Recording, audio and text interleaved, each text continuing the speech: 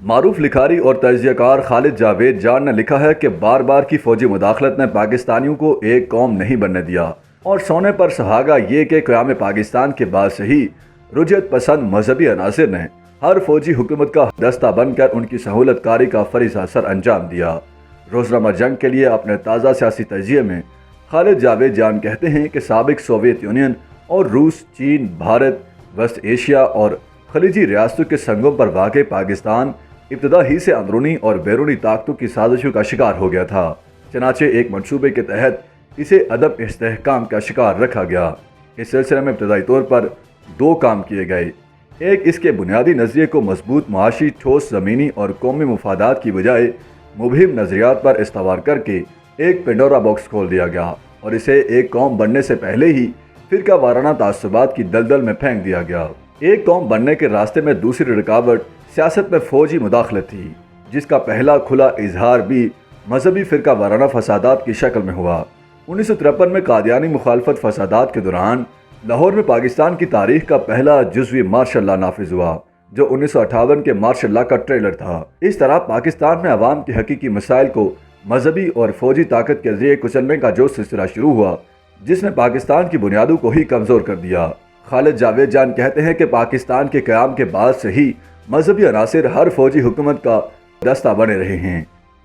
یحییٰ خان اور ضیاء کا تو ذکر ہی کیا، روشن خیال پرویز مشرف کو بھی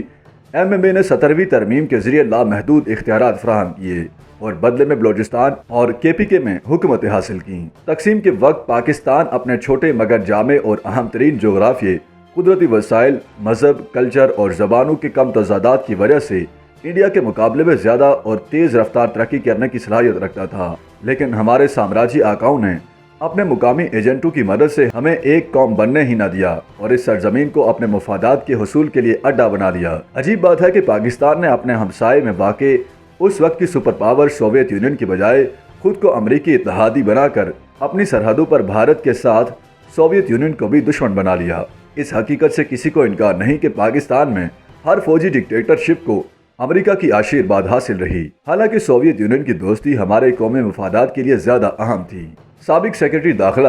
M.A.K. چودھری اپنی کتاب مارشل لا کا سیاسی انداز میں لکھتے ہیں، 50 کے عشرے میں جبکہ پاک امریکی تعلقات تیزی سے بڑھ رہے تھے، روس نے پاکستان کی طرف دوستی کا ہاتھ بڑھایا۔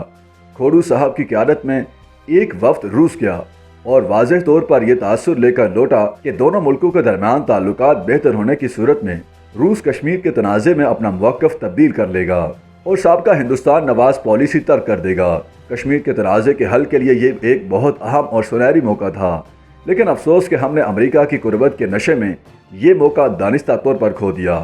ریاستی امور میں نظریات اور اداروں کی مداخلت عالمی سامراج کے ایک سوچے سمجھے پلان کا حصہ تھی، جس کا واضح مقصد نئی ریاست کو عدم استحکام سے دوچار رکھنا تھا اور ایک قوم بننے سے روکنا تھا، تاکہ ایک مضبوط قوم جمہوریت کی بدولت سیاسی اور معاشی استحکام نہ حاصل کر سکے اور سامراج اس خطے میں بآسانی اپنے مفادات کا کھیل کھیل سکے۔ خالد جاوید جان کے مطابق ایوب خان کے مارشل لا نے مغربی اور مشرقی پاکستان میں علیحدگی کی بنیادوں کو مزید گہرا کر دیا، جبکہ جنرل یحییٰ کے دور میں علیحدگی کی سازش پایہ تکمیل کو پہنچ گئی۔ لیکن اصل کہانی یہ ہے کہ مغربی پاکستان کی جو جغرافیائی اہمیت تھی وہ مشرقی پاکستان کی نہیں تھی، لہٰذا سامراجی طاقتوں نے بہت پہلے یہ فیصلہ کر لیا تھا کہ دونوں حصوں کا بوجھ بیک وقت اٹھانے کی بجائے ان سے علیحدہ علیحدہ ڈیل کیا جائے۔ چنانچہ مشرقی پاکستان میں جنگ کے دوران سوویت یونین اور بھارت نے تو اعلانیہ علیحدگی پسندوں کی مدد کی، کیونکہ ہم انہیں اعلانیہ اپنا دشمن قرار دے چکے تھے، لیکن امریکہ نے بھی درپردہ ان کی مدد کی اور خاموش تماشائی بن کر اپنے جگری دوست پاکستان کی تباہی کا منظر دیکھتا رہا۔ مشرقی پاکستان کی علیحدگی میں امریکہ کے پر اسرار کردار کے بارے میں سابق ڈائریکٹر انٹیلیجنس راؤ رشید اپنی کتاب جو میں نے دیکھا میں لکھتے ہیں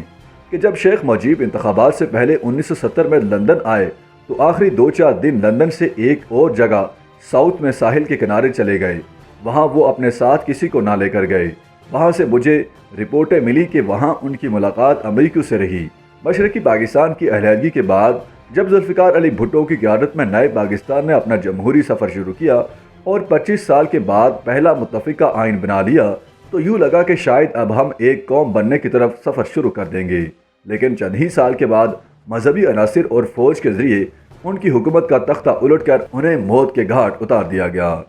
مسٹر بھٹو نے 28 اپریل 1977 کو پارلیمنٹ میں کھلے عام امریکہ کو ان کی حکومت کے خلاف سازش میں ملوث قرار دیا تھا۔ ضیاء نے اس احسان کے بدلے میں